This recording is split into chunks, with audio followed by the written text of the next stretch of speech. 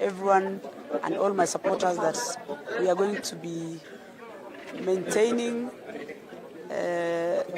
what the court has pronounced to it today. But more so, I also want to say that whatever happened, because many people are asking me whether I was going to be, there's another process in court, so I'll take another, there'll be a date in court, and I'm going to definitely abide to it. Before me are members of, or aspirants of U.D.A, and I personally want to talk about the issue of insecurity in Baringo as a matter of urgency. Women mainly affected, and it's unfortunate that this time it's quite dry in these areas, and there's no food, and we are wondering how the government of the day is not able to take up these issues as serious as possible, because we were told the NPRs or KPR were sent to Muchongoi, but up to this time they have not been deployed to help and protect the people. I also want to say the President of Kenya, to the President of Kenya, my beloved President Uhuru, to take time seriously and consider these issues of insecurity. For the longest, we have always been treated to a lot of theatrics that these bandits can be tamed. But we still wonder why a whole school bus was sprayed with bullets, and we have not heard the government, apart from the statement made by one Matiang'i that ordered a whole headmaster to be arrested, which was actually a fallacy. Because instead of going to the real problem, you are massaging and giving a lot of power to these bandits to roam around and kill everyone the way they want. We want to tell the government, Matiang'i and the rest, that if it is true that you are not able to take care of these people, we should be given an alternative on how we are going to take care of them. Because one way or another, people must go to their activities, day-to-day activities. How are they going to work? If children can be killed, and mostly a whole school bus, meaning these people don't care anymore. And who are these people anyway? Why are we being arrested as leaders, yet the criminals themselves are not being arrested, or no one has ever been arraigned to court? And to what extent and to how long are we going to wait for all these problems? How far or how long are we going to talk about it? And the government is not able, or they don't want to do it. Because this time, it's not about not being able to do it. I think they don't want to do it. And as leaders of Baringo, all of us here feel the same pain, that we feel so sidelined and we feel so left behind, and we want to know what is the problem. Because we are also Kenyans who pay same tax. We need to be treated equally. We want our children to go back to school, and everything that, every Kenyan needs to do, or activity of every Kenyan should be, happens without necessarily always being cautioned around. There's a fear of the KGB and KCSE students going to do the exams, especially those security prone areas. And now they've even decided to merge the examination centers. Despite the distance challenge and security, what's your take? It's a good step for Ministry of Education because they want to curb that problem. But I think the biggest problem and the biggest challenge is, to what extent are you going to do that? Why don't you just eradicate this problem once and for all? If it is Boko bandits, how many are they and where are they? Why are they always ambushing people all the time? And what is the government doing about it? Because we cannot be complaining of the same problem and it looks like there is someone who knows everything about it and they have just refused to do what is necessary. Meaning, it is almost a deliberate effort that the government don't want to sort this problem as a matter of urgency. Because if children are affected, which is a generation that is actually being affected, then if they cannot do the urgency to either kill these people, arrest these people, or take the best step to eradicate this problem, it's been long overdue. Exactly. Maybe before you let your team speak on what's happened today, what's your take? What's the party's program? What is the plan here? The April 16 is there. Thank you. I will give my colleagues to also add a word on it. But I wanted to say that what U.D.A, my party, did today is to teach and educate our supporters and our aspirants on the importance of being together as a team on the manifesto agenda of especially the bottom-up approach and the Kenya Kwanza. And we still, it's something that we've been talking about as a party. But today was our day, and other aspirants are going to talk about it. But I want to be specific on one agenda, on the issue of registration.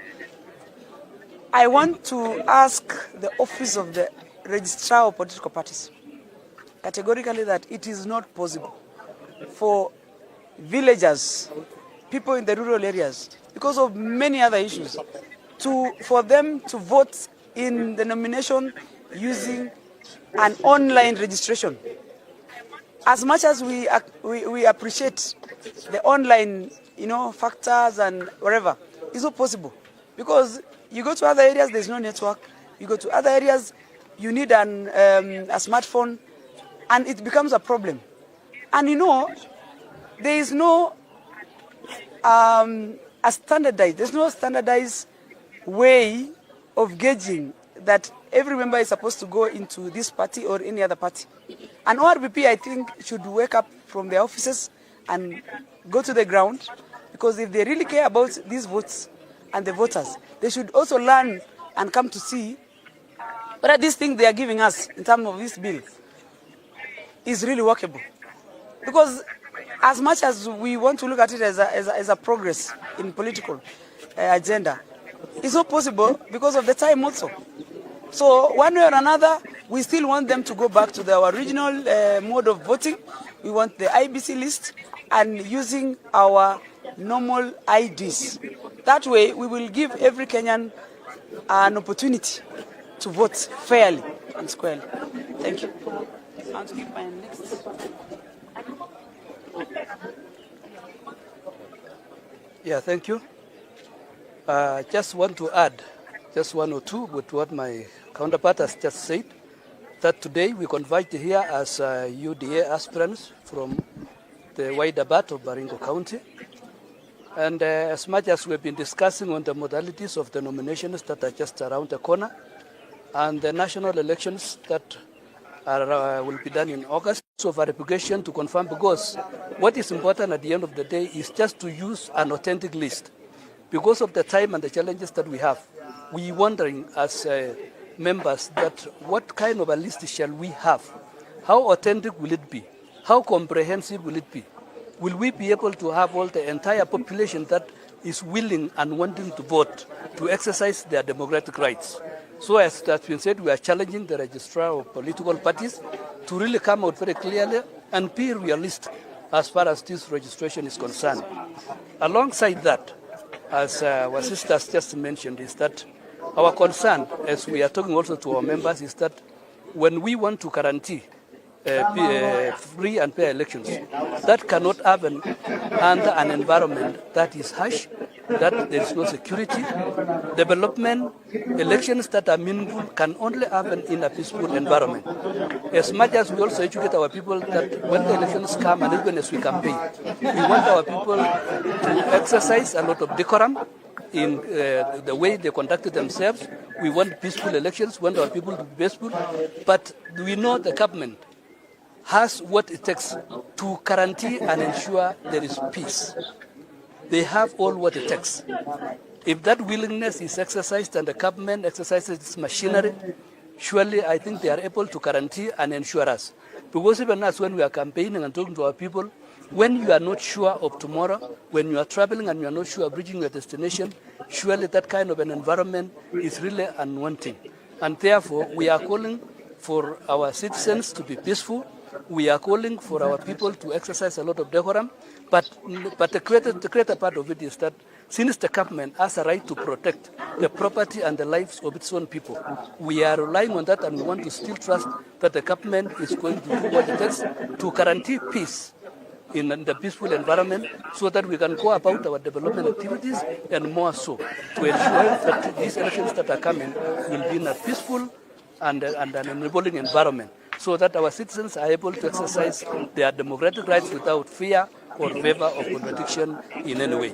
Otherwise, as U.D.A members, we want to say we are organized and we are in support of our economic model of bottom-up approach that we even today had experts, economic experts, to really tell our citizens to understand that it is not just a theory or a matter of shouting bottom-up approach, but it's a reality that works. Because when we focus everything from the bottom, basing on the real issues that we have on the ground, and this is a model that works, and we are in support of our Deputy President in this dream, and we want to believe that we are going to work out successfully under the leadership of His Excellency the Deputy President.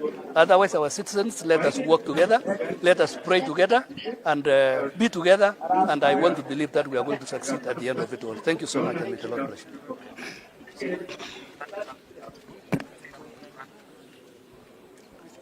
Yes, thank you very much. These members of the Fourth Estate. Today we are here. We converged here today to discuss our party issues and the economic model that we believe in, and we've just concluded. But to speak to some issues here, one, I would want to talk about the insecurity, the perpetual insecurity that has characterized our county of Baringo.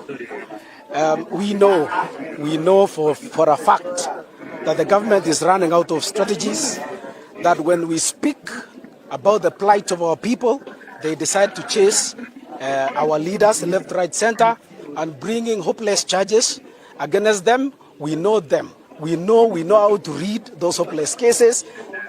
These charges of incitement or whatever have always brought stress to our judicial officers, to our prosecutors. That is hopeless. It is a common fact in this country that anybody can have a gun with a license. What was the offense? Saying that. There is no offense. You cook other issues, but we will defend this to the hilt.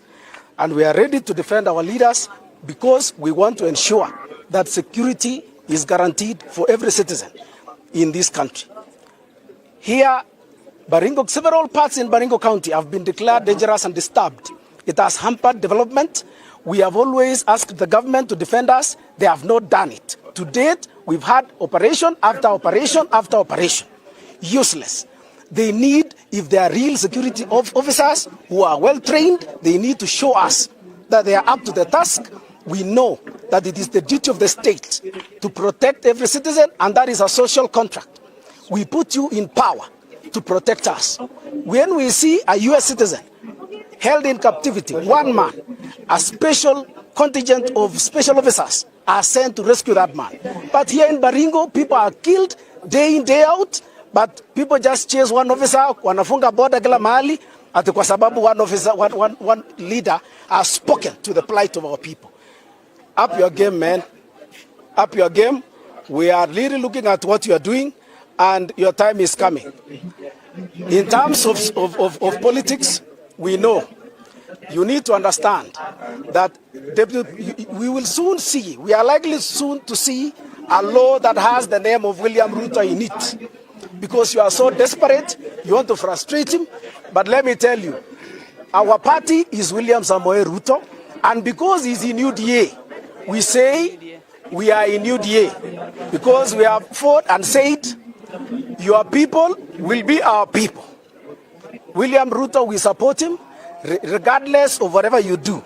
We've seen that you've actually tried to create a law that gives too much power to the ORPP to collate, and to certify our political register, the list of our members, so that how fair is that? This is our party process, and you want to control it from State House. This registrar of political parties is somebody who is answerable to the president, who does not believe in what we are doing as U.D.A. We know you want to subvert. You know you want to frustrate. We know you want to create chaos in our primaries. But we are very firm. We are very firm. We will not back down. We will not go away from this. We will pursue a course. The Constitution is very clear. Why are people being told to migrate using a platform without civic education, without public participation?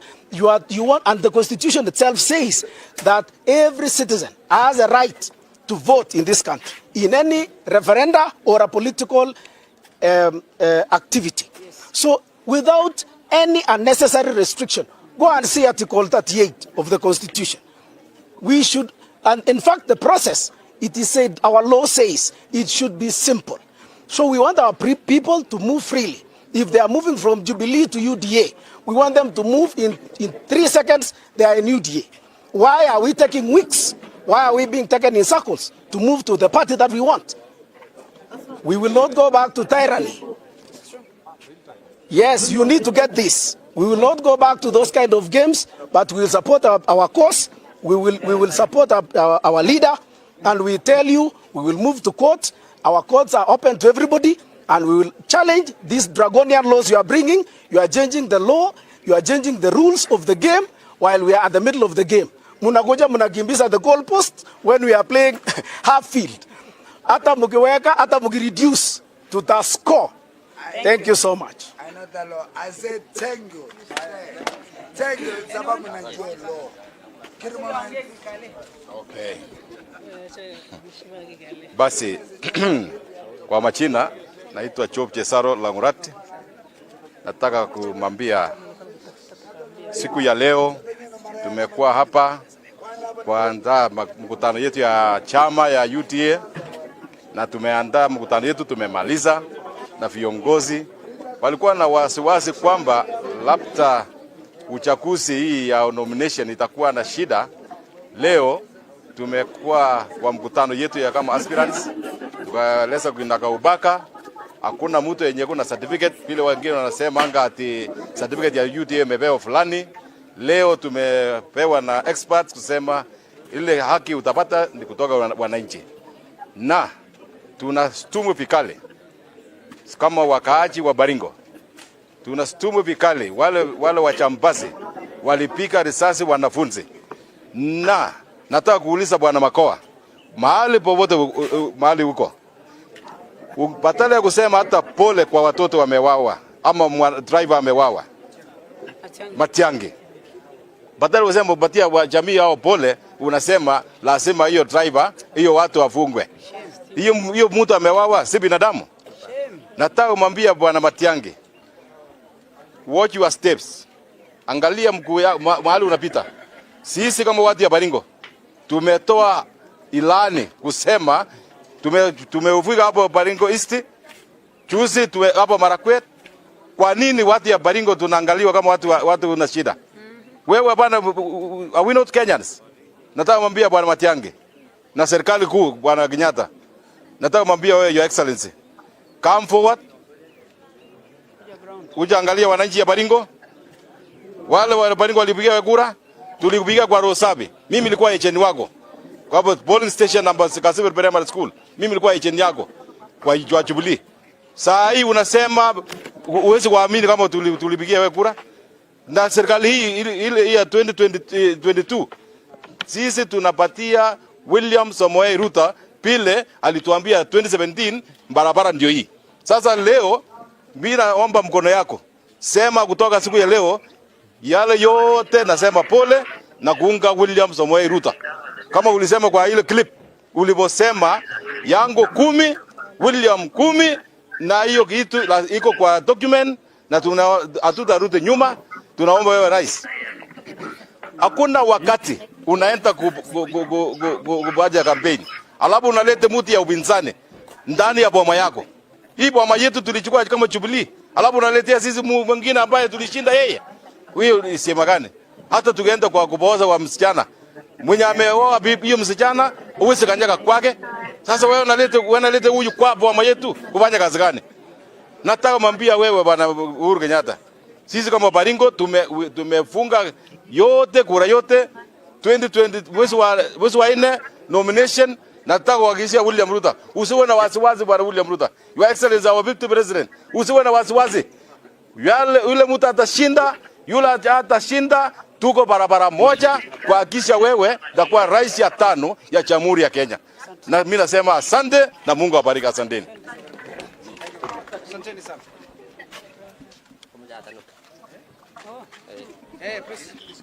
Okay. Yes. As a person from Simosoi, what I want to speak like this.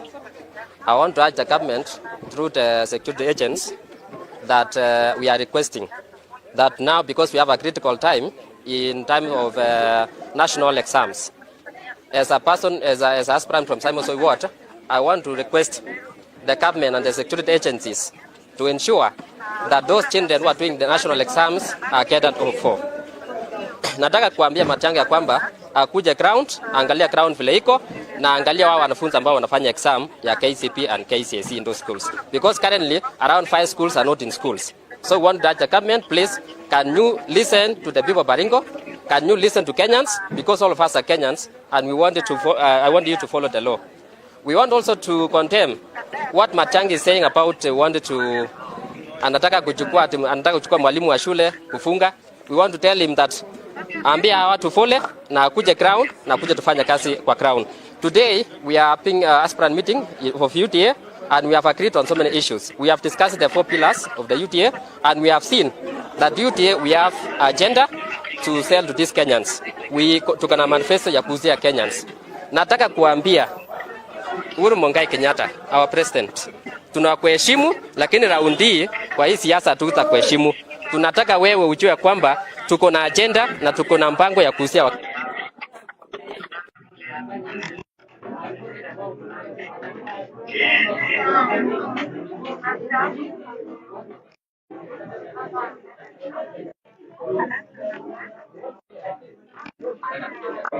hatuwezi kubali mambo ya